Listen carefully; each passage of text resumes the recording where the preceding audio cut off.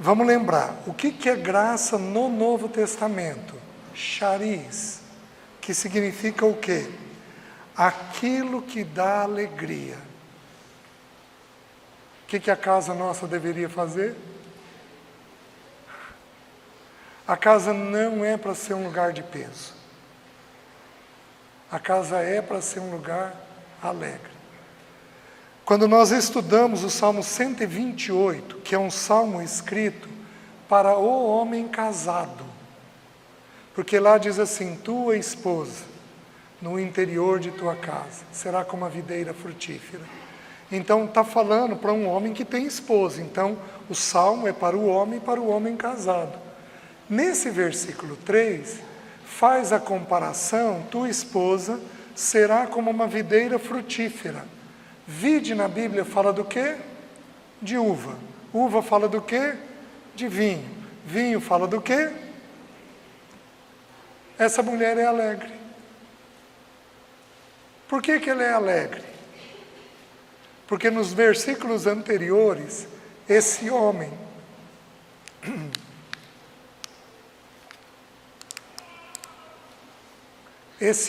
se resolveu com Deus e com dinheiro e trabalho. Um homem que é verdadeiro com Deus e põe em ordem dinheiro e trabalho, ele consegue chegar ao coração da mulher. E aí essa mulher se torna plenamente alegre. Então Deus, quando vai pôr em ordem a vida de um homem, começa com Deus, depois dinheiro e trabalho, depois a mulher, depois os filhos, depois a igreja, de acordo com o Salmo 128, né? Então, graça no Novo Testamento é aquilo que dá alegria, deleite, prazer, doçura, charme, amabilidade, graça no discurso, boa vontade, amável, bondade, favor. Então, com isso em mente, vamos dar uma olhadinha nos textos que nos ensinam isso, certo? Se no Velho Testamento, a primeira vez que a palavra é mencionada para um homem, no Novo Testamento é mencionado para uma mulher. Finalmente chegamos nelas. Amém? Coisa boa, né? Finalmente chegamos nelas. Mas como o encargo é para os homens, o comentário vai ser bem rapidinho. Gente, olha o arranjo da Bíblia.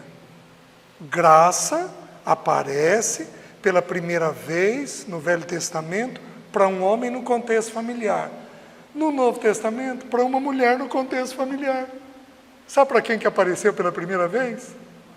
Para Maria, mãe do Senhor. Abra lá em Lucas, capítulo 1, versículo 30. Vamos começar com o versículo 26. Lucas 1, 26.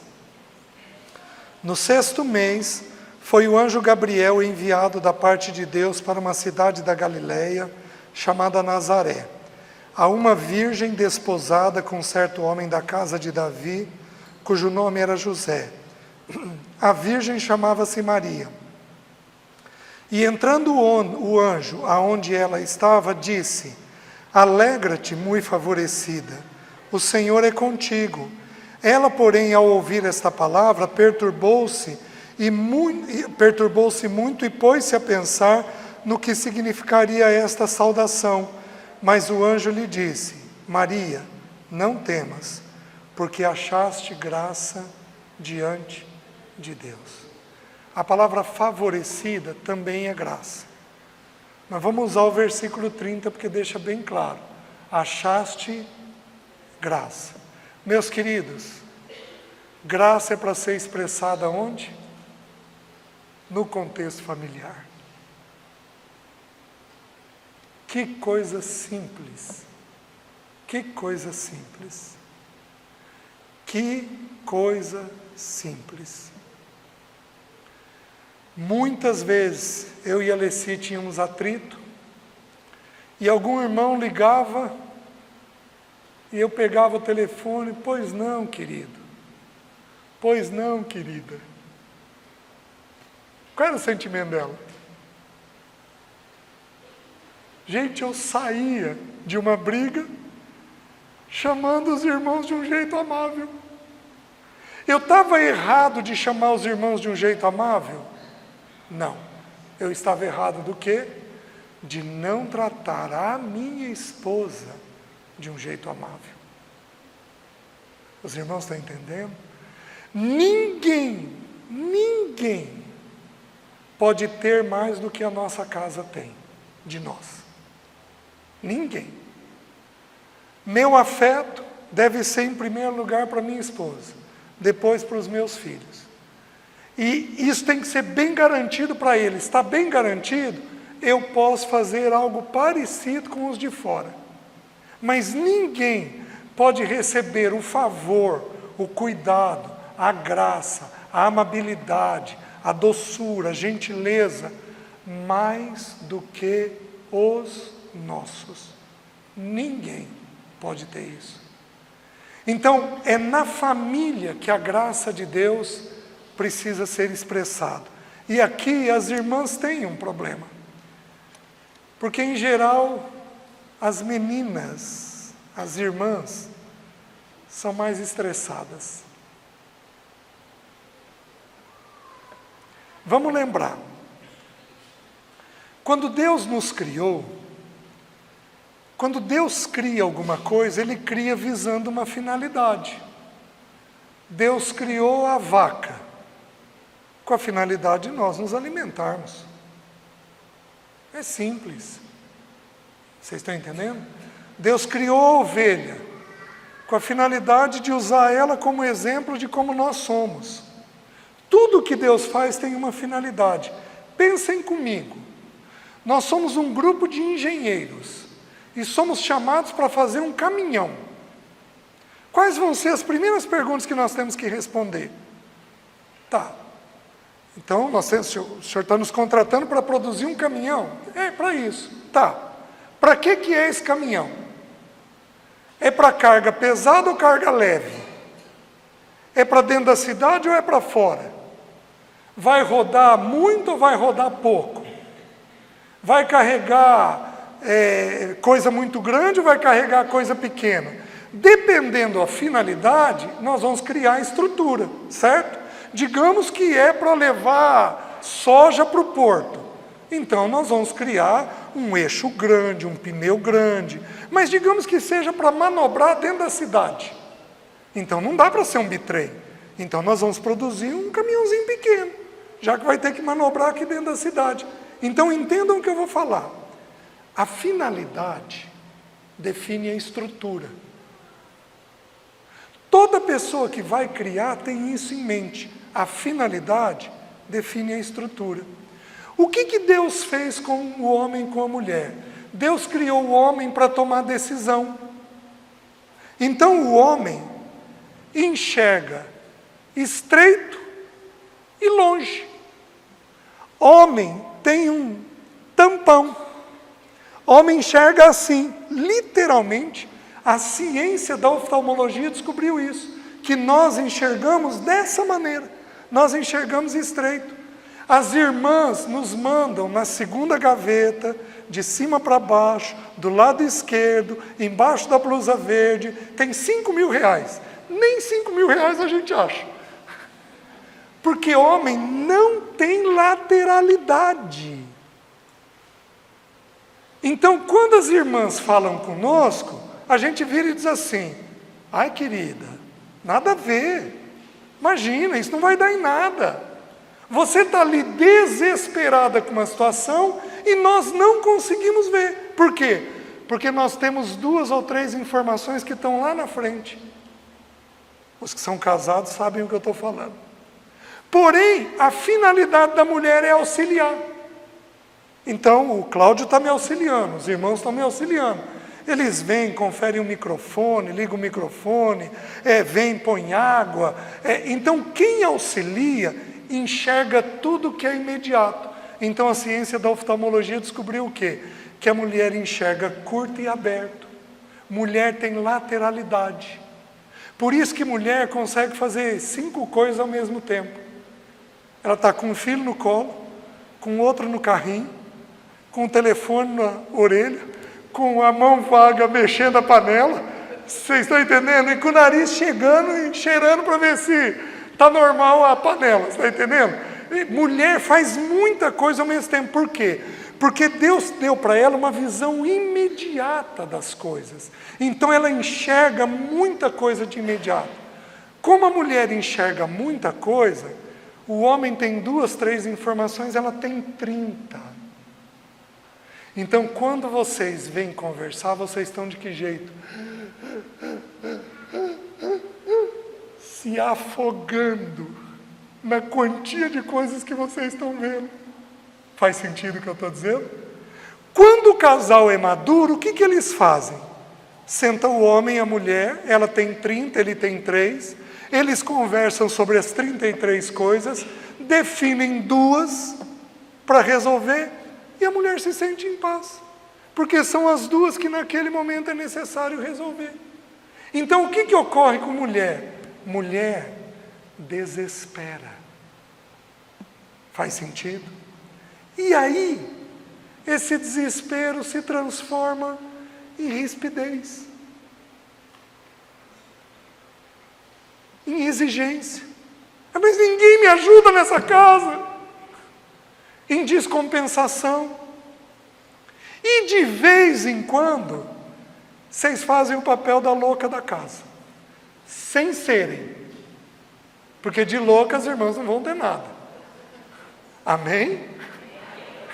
Mas vem tanta coisa junto ao mesmo tempo e que você chora e ri e esbraveja e aí é uma confusão só e você faz o papel da louca sem ser. Você está me entendendo? A Alessia me dizia assim: César, eu não te entendo. Eu falo para você 1, 2, 3, 5, 10, você não me ouve. Aí eu faço o papel da louca. Fico brava, irritada, falo com você e aí parece que você presta atenção. Quantas casas aqui são assim? Levanta a mão. Olha lá. Minhas queridas, vocês precisam ser visitadas pela graça. Deus está cuidando de tudo, de cada detalhe. Você tem condições de comunicar sem ter medo. Maria, não temas, eis que achaste graça. Aquilo que o seu marido não ouvir, não se assuste, porque se Deus quiser convencê-lo, Deus põe ele numa cama, se precisar, para ele ouvir. Não desespere. Se Deus não está convencendo ele, você acha que você vai conseguir? A irmã está entendendo? Põe o joelho no chão. Deus, me refina a maneira de auxiliar, de falar. A Alessia, depois de alguns anos de casamento, ela aprendeu. Eu fui muito bravo. Como eu era rígido, eu era bravo. Que homem aqui é bravo? Levanta a mão. Levanta alto. Eu fui muito bravo. E aí, meus queridos, a Alessia aprendeu a arte de me abordar. Então ela chegava para mim e falava assim: César, eu vou te falar algo e eu não queria que você ficasse bravo.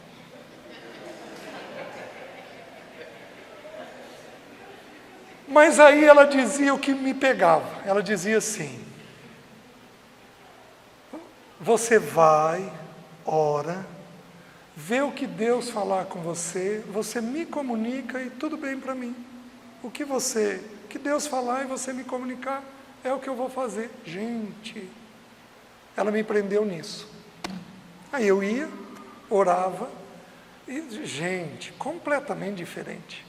Então, como eu tive que aprender a ser gracioso, ela teve que aprender a ser graciosa. Deus tem caminhos para a gente se relacionar com os nossos. Não tem dureza de coração que Deus não contorne, que Deus não resolva. Não tem braveza que Deus não dê jeito. Não tem. Então, a gente precisa ter esta graça da parte do Senhor. Então essa graça precisa nos visitar. E nós então temos uma fala mais adequada. Então, homem e mulher, pai e mãe, marido e esposa, são os dois que precisam ser visitados com a graça. E os filhos respondem a isso. Faz sentido para os irmãos? Eles apenas respondem a isso. Então, eles ficam leves, tranquilos, porque o ambiente é um ambiente de plena aceitação. Faz sentido para os irmãos? Quando damos isso, tudo fica tranquilo. Então, essa é a primeira menção. Mas, veja a segunda e a terceira menção, Lucas capítulo 2.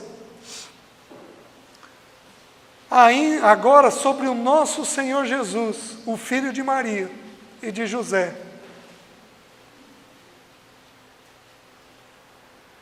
Versículo 39 diz assim: cumpridas todas as ordenanças, vai contar aqui a história de Jesus aos 12 anos.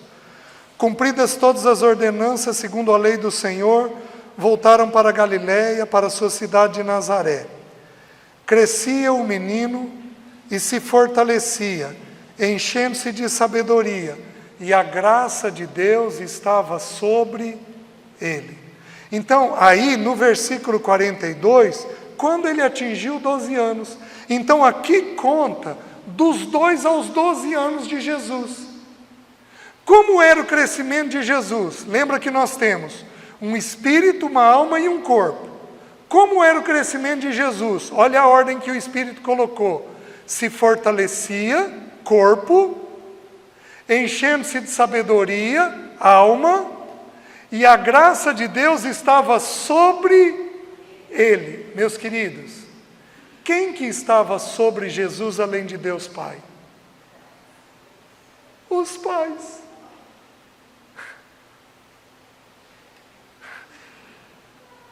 Então esse menino cresceu em qual ambiente?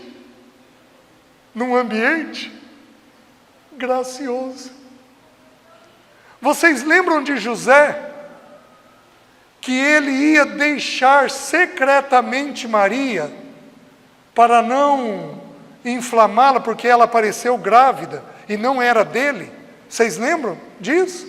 E o anjo apareceu: José, não temas receber Maria, porque o que nela foi gerado foi do Espírito Santo. Qual a atitude que José teve com ela? Plena. Oh, meus irmãos, se chegar alguém e disser para o seu filho: ó, deixa ele casar com fulana que está grávida de outro, o que você diria? Você seria gracioso? Oh, gente, nós estamos longe disso. José foi plenamente gracioso. Maria recebeu graça da parte do anjo, né? E o texto diz que ela foi muito favorecida. Ela recebeu muita graça da parte de Deus, meus queridos. Jesus via esse espírito gracioso. Maria tinha alguma coisa difícil que ela não entendia. O que ela fazia? Ela saía desesperada: José, meu Deus, e agora? Olha só.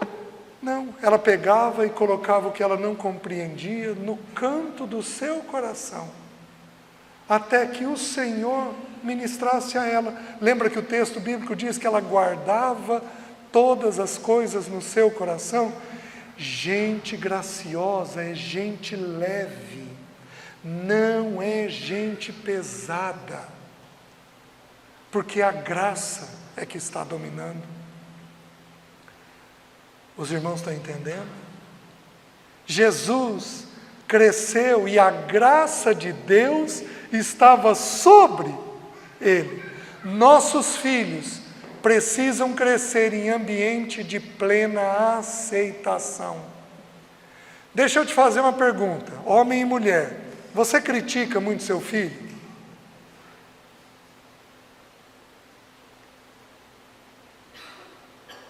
Filho, deixa eu perguntar para você, seus pais te criticam muito? Eu vou perguntar hoje à tarde. Está aqui um bom assunto. Não deixem de vir. Nós vamos falar do pai e da mãe.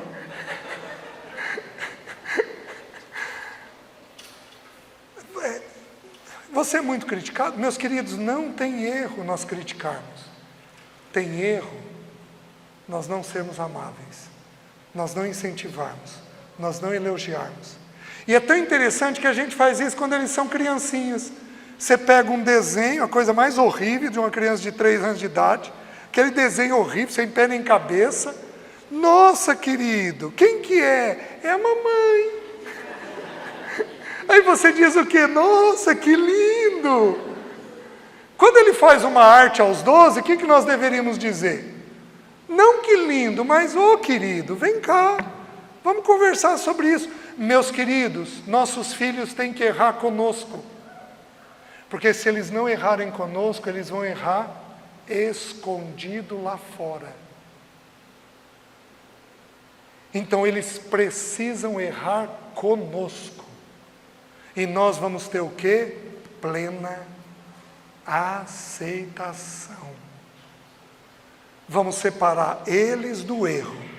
Vamos eliminar o erro, mas vamos aceitar plenamente a pessoa. Então, esse é o ambiente que Jesus crescia, porque a graça de Deus estava sobre ele. Mas, agora começa a contar dos 12 aos 30. E aí muda a maneira de apresentar. Olha o que o versículo 51 diz. E desceu com eles para Nazaré, e era-lhes submisso. Sua mãe, porém, guardava todas estas coisas no coração. E olha a mudança que tem. E crescia Jesus em sabedoria, alma, estatura e graça diante de Deus e dos... Agora começou a ser um pouco diferente, porque agora ele crescia na graça diante de Deus, ele crescia. A graça não estava mais sobre ele, porque até os 12 anos de idade, o filho precisa ser aceito. Mas a partir dos 12 anos de idade, o filho precisa ter aceitação por Deus e diante dos homens. Então é quando o filho começa então a exercitar graça diante de Deus e dos homens. Você está entendendo por que teu filho começa a ter reserva com você a partir dos 12? Que ele deu uma mudada a partir dos 12? Por quê? Porque a partir dos 12 ele sai para o mundo. Ele fica mais tempo na escola, ele vai jogar bola, ele fica mais tempo no colégio, ele pratica esporte, ele vai para a casa dos amigos estudar, ele vem para a reunião da igreja aqui, vai para acampamento sozinho. A partir dos 12 ele sai debaixo da asa da gente. É hora do filho começar a exercitar o que é graça. Os irmãos estão entendendo? O filho começa a ter esse exercício.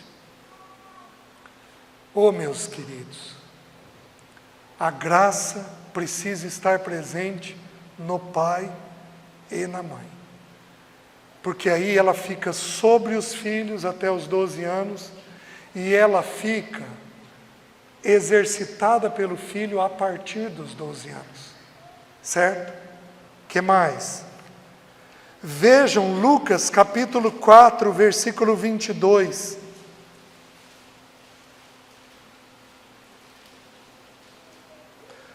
Jesus acabou de pregar em Nazaré. Todos lhe davam testemunho e se maravilhavam das palavras de graça que lhes saíam dos lábios. E perguntavam: não é este o filho de José? Meus queridos, aonde Jesus transmitia a graça? Pela língua. Lembra do mais formoso dos filhos dos homens no Salmo 45? Então é pela boca. Vamos exercitar? Pensa numa palavra graciosa. amável, doce, gentil. Pensa numa palavra. Fala essa palavra para a pessoa que está do seu lado. Agora, pensa na pessoa que está do seu lado e fala algo gracioso para ela. Teu filho, tua filha, tua mãe, tua irmã, teu parente, tua esposa, fala algo gracioso para a pessoa que está do seu lado.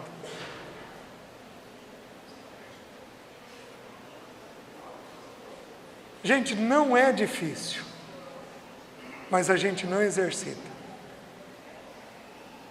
Por exemplo, eu procurei ontem 2 irmãos aqui. Eu cumprimentei 2 irmãos, um homem e uma mulher. E quando você está pregando, tem irmãos que se destacam. Parece que eles estão comendo a palavra. Eu não fui atrás deles, eles vieram atrás de mim. Mas para os 2 eu falei isso. Eu falei, deixa eu te dizer uma coisa. Quando a gente está pregando, parece que tem uns irmãos que estão vidrados. Aqui tem muitos. Os irmãos ouvem muito bem a palavra. Isso é graça. Isso é um favor. Isso é uma amabilidade. Isso é uma doçura. É uma gentileza. Meus queridos, vocês já pensaram a igreja cheia disso? Eu não estou falando de boa educação. Eu estou falando de graça. Porque boa educação é só uma gentileza com alguém que você tem. Eu estou falando da gente fazer isso quando as pessoas fazem algo contra a gente. Isso é o favor de Deus para conosco. Vocês estão entendendo? Jesus tinha o lábio cheio de graça.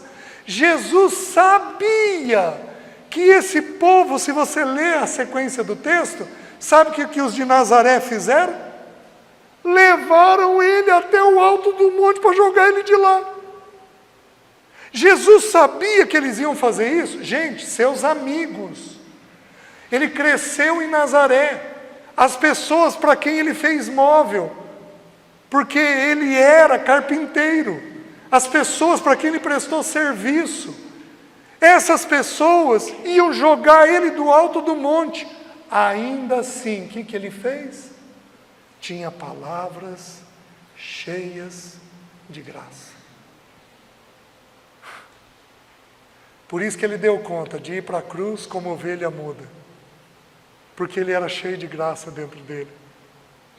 Que mais? Vejam outro texto. Vejam Lucas, capítulo 6. Aqui é muito interessante, porque aqui é o Sermão do Monte. E aqui a palavra graça aparece na palavra recompensa. Então a palavra recompensa é a palavra graça. Olha o que diz. Se amais os que vos amam, qual é a vossa graça? Recompensa? Porque até os pecadores amam aos que os amam.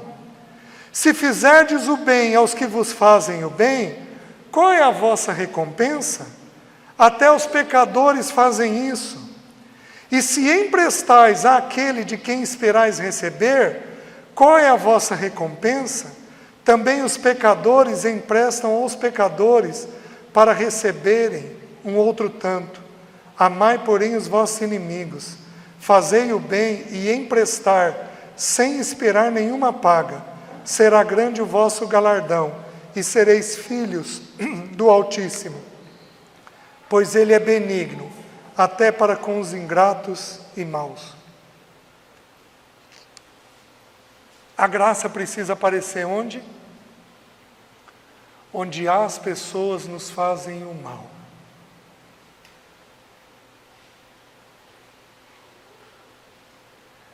Marido, quando tua mulher levantar a voz com você, você está tendo uma oportunidade de ser gracioso. Filho, quando tua mãe te descompensar com você, se descompensar com você, você está tendo a oportunidade de ser gracioso.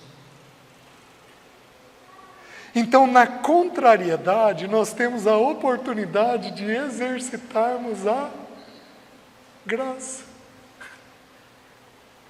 Não enxergue aquilo como um embate, não enxergue aquilo como uma inimizade, não enxergue aquilo como uma luta, enxergue aquilo como uma oportunidade de ser gracioso. Por isso, nós não reagimos mal, nós somos firmes, tratamos o que precisa ser tratado, mas nós fazemos de que jeito? De forma graciosa. Você está entendendo? Então a graça é para aparecer onde? Em amar aquele que não me ama. Em fazer o bem àquele que me fez o mal. E emprestar para aquele que eu não posso receber. Por isso que Jesus, no livro de Mateus, Mateus fala a mesma situação, dizendo assim: dai a quem te pede emprestado. Meus queridos, não é errado emprestar na Bíblia, é errado dever. Mas quando emprestamos, emprestamos com qual atitude? Se eu não receber, tudo em ordem, sem problema. Nossa, gente, o coração da gente fica tão leve. Deus, o dinheiro é teu, não é meu. O Senhor é quem usou com outro filho teu. A gente fica, aquele irmão, aquele azedume. É errado dever. Aquele que deve, deveria dar uma explicação. E aquele que emprestou, se a explicação for justa, irmão, você não me deve nada. Queridos, já fiz isso algumas vezes. Já fiz isso algumas vezes. Você não me deve nada, esquece. Esquece isso. Eu já esqueci dentro da minha cabeça. E esqueci de fato. Porque essa é a atitude que o Senhor espera. Então, aonde a graça precisa aparecer? A graça precisa aparecer em lugares onde nós não vamos ter retorno. Porque é fácil a gente ser gentil com quem vai ser bom com a gente. É muito fácil. Mas não é o propósito do Senhor. Os irmãos estão entendendo? Aí nós temos 3 menções no livro de João. Essas menções são extremamente importantes. João capítulo 1.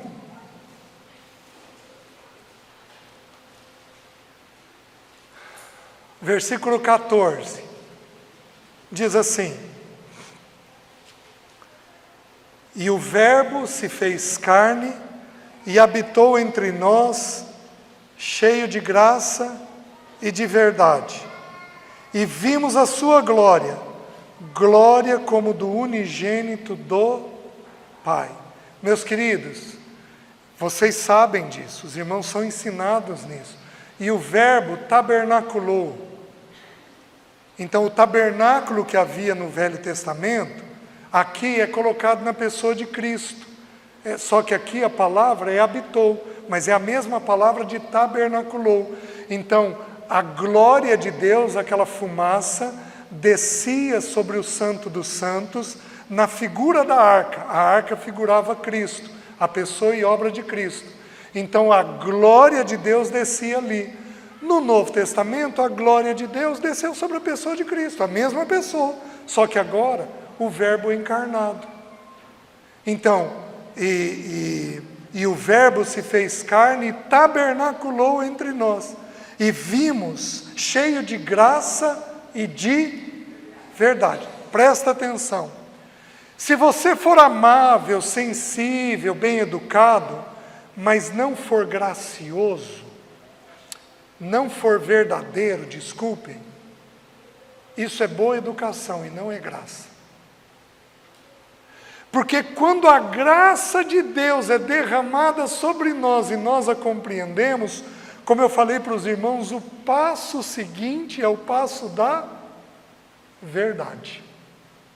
Então nós simplesmente começamos a lidar, a ter necessidade de lidar bem com a verdade. Porque a graça, ela facilita o lidar com a verdade. Por que temos dificuldade de lidar com a verdade? Meus irmãos, eu vim de um lar mentiroso. Mas Deus me deu uma esposa completamente verdadeira. A Alessi não tinha medo de tratar problema. Os irmãos já me ouviram nos testemunhos.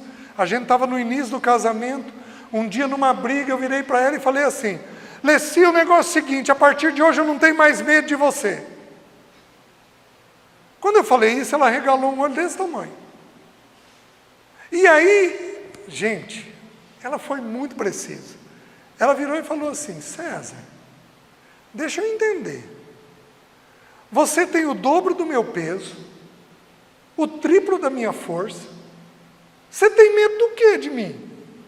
Quando ela falou isso, é que eu parei para pensar, mas peraí, do que eu tenho medo? E, gente, eu tinha medo.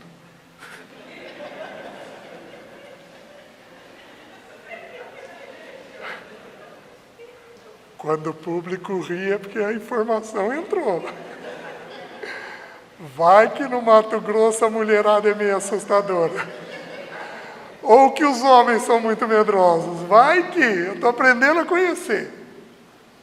Quando ela falou, eu fui atrás. Mas peraí, do que eu tenho medo? Do que eu tinha medo? Da verdade. Eu não dava conta de lidar com a verdade. Mas, meus queridos, nós vamos atrás da verdade. Porque ela é uma manifestação de que a graça está dentro de nós. Cheio de graça e de verdade. Por que nós não lidamos com a verdade? Porque nós temos medo de ser rejeitados. Nós temos medo que as pessoas não gostem de nós. Nós temos medo de falar uma verdade e a pessoa reagir mal. Por isso que, meninas, mulheres, se o teu marido resolver fazer uma lista de confissão de pecados, você seja graciosa. Tenha plena aceitação. Não vai reagir mal. Porque se você reagir mal, isto não é graça. Meus queridos, meu querido, essa é a sua luta. Que bom que você está confessando. Vamos pôr o joelho no chão. Vamos pedir perdão a Deus. Vamos procurar um irmão que possa te ajudar nisso daqui. Vamos ver quem pode fazer, de que forma pode fazer. Os irmãos estão entendendo? Cheio de graça. Jesus desceu a nós cheio de graça e verdade. Aí no versículo 16 diz assim: porque todos nós temos recebido da sua plenitude e graça. Por que o texto mencionou duas vezes? 2 na Bíblia é sinal de o quê? Urgência. A Bíblia responde à Bíblia. O que você falou? Testemunho. É um sinal de testemunho, também. Mas também é um sinal de urgência. Deixa eu explicar por quê. A Bíblia explica a Bíblia. Lembra quando José foi interpretar o sonho de Faraó? José virou e falou assim: Faraó, o sonho é dúplice, porque Deus se apressa em fazê-lo. Duplicidade é sinal de urgência. De que aquela verdade é uma verdade duplamente importante. Em verdade vos digo, Saulo, Saulo, Pedro, Pedro, Simão, Pedro não, Simão, Simão. Quando aparece essa verdade, quando aparece de uma forma dupla, é um sinal de urgência. Meus queridos, vida familiar precisa de graça sobre. Porque o teu parceiro vai errar hoje e amanhã, muito possivelmente, o que ele vai fazer? Vai errar de novo. E depois de amanhã, o que vai acontecer? E a gente vai ser gracioso até que o coração dele tenha sido conquistado pelo Senhor. Meus irmãos, o que eu faria se não fosse a tolerância de Deus aqueles 12 anos comigo? Graça sobre graça. Olha o que a Bíblia ensina. Onde abundou o pecado, o teu parceiro peca muito, teu filho peca muito, Você peca muito. O que Deus tem que fazer? Fazer a graça de Deus superabundar. Porque nós temos uma necessidade maior, com mais urgência, com mais importância, daquele sentimento de plena aceitação. Meus queridos, se você aprender a ser gracioso, você aprendeu o caminho do amor. Se você aprendeu a ser gracioso, você aprendeu o caminho do amor. Porque a primeira manifestação do amor de Deus é a graça. Por isso que o texto é tão enfático em nos dizer isso. Não apenas isso. Aí no versículo 17 diz assim: porque a lei foi dada por intermédio de Moisés, mas a graça e a verdade vieram por meio de Cristo. Graça e verdade repetido de novo, porque no versículo 14 diz que ele desceu a nós cheio de graça e agora está tendo uma repetição novamente. Presta atenção no que eu vou te dizer. Se você abrir no livro de Êxodo, capítulo 19, não abra. Se não me engano, versículo 16, lá vai contar quando Moisés subiu no Monte Sinai para receber deixa eu confirmar para...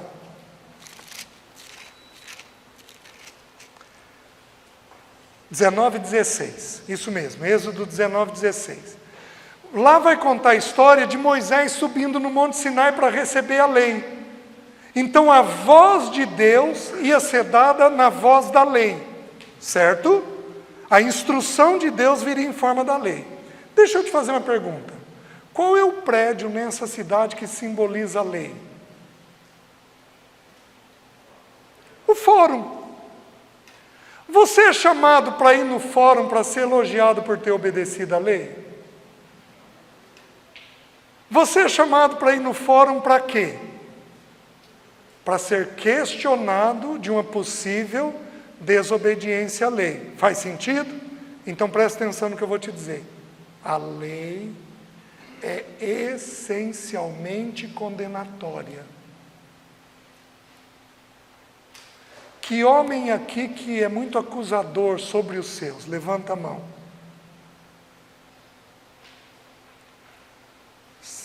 Tem mais. Esses homens são legalistas. Acho que vocês nunca imaginaram ouvir isso, né? De que você seria legalista. Mas o que a lei faz? Condena. Oi?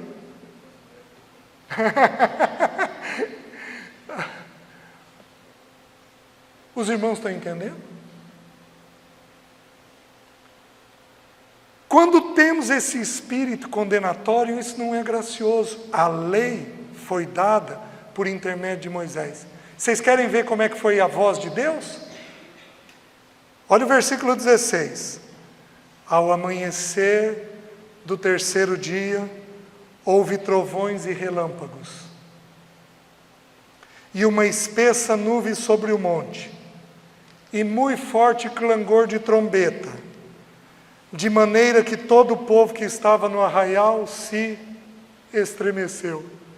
Gente, olha a voz de Deus. Trovões, relâmpagos, espessa nuvem, forte clangor de trombeta, e todo o povo que estava na casa, no arraial, estremecido, assustado.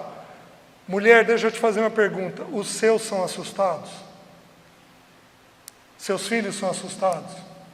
Seu marido é assustado? Isso é voz do quê? Da lei. Isso não é a voz de Deus. A voz de Deus é como? Graciosa. Este é meu filho amado, em quem tenho todo o meu prazer. A voz de Deus é completamente diferente. Então, a graça aqui foi colocada em contraponto com a lei, com a condenação, com a crítica, com o peso. Meus queridos, não é errado tratarmos assuntos delicados. Não é errado tratarmos assuntos delicados. É errado não sermos amáveis com os nossos. A lei foi dada por intermédio de Moisés, mas a graça e a verdade vieram por meio de Cristo. Amém? Obrigado à paciência, tolerância dos irmãos. Se coloca de pé. De forma graciosa, abraça quem estiver perto de você aí. Diz uma palavra gentil para ela, para ele.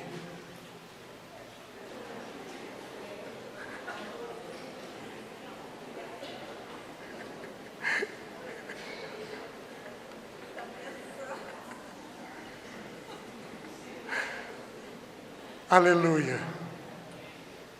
Senhor, obrigado pela tua graça. Obrigado porque Jesus desceu a nós cheio de graça e verdade. Obrigado porque temos recebido da tua plenitude graça sobre graça. Obrigado porque onde abundou o pecado, superabundou a graça. Pai, como não te amar, como não te adorar. Obrigado pela plena aceitação que temos da tua parte. Muito obrigado. Precisamos ser teus.